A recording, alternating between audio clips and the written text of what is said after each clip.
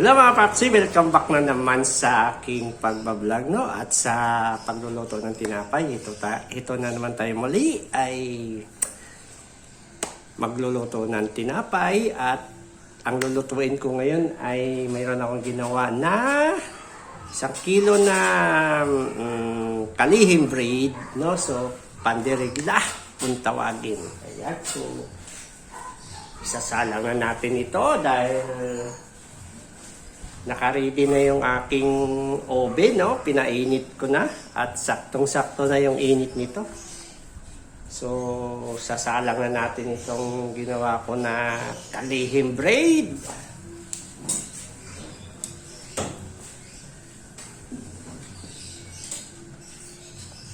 Yan.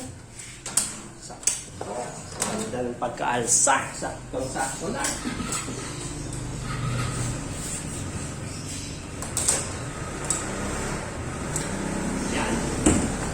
So, palipasin lang natin yung mga 5 minutes at ililipat natin sa taas. So, inuna muna natin sa baba. So, mga 5 minutes na nakalipas mga papsi. Ililipat na natin sa taas yung kalihim bread. So, medyo nagbabrown na.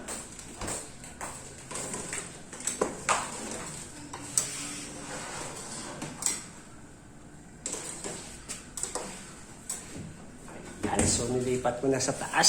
So, maghintay na lang tayo ulit ng mga 5 minutes. Sigurado ay luto ng ating kalihim bread. So, ayun mga papsi, no? Halos 6 minutes na yung nakalipas ng pagluluto natin ng ating kalihim bread, no? So, bago ko inakyat kanina sa taas. Kaya, sisilipin na natin ito. Tiyak na luto na ito dahil naamoy ko na yung bango ng kalihim bread. Kapag naamoy mo na kasi yung tinapay ay sure na ito ay malapit ng maluto. Silipin na natin ito.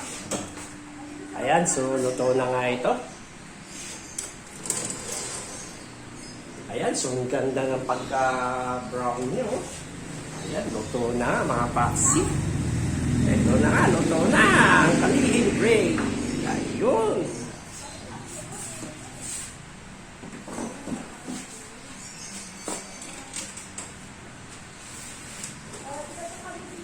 Ayan, so napakaganda ng pagka-brown niya, mga papsi, oh.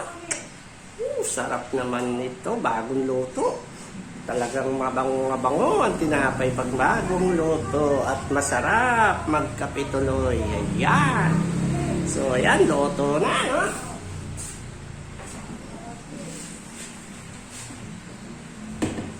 Ayan, so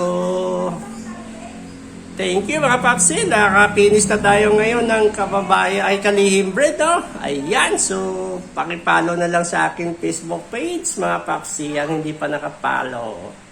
Kaya yan, thank you so much.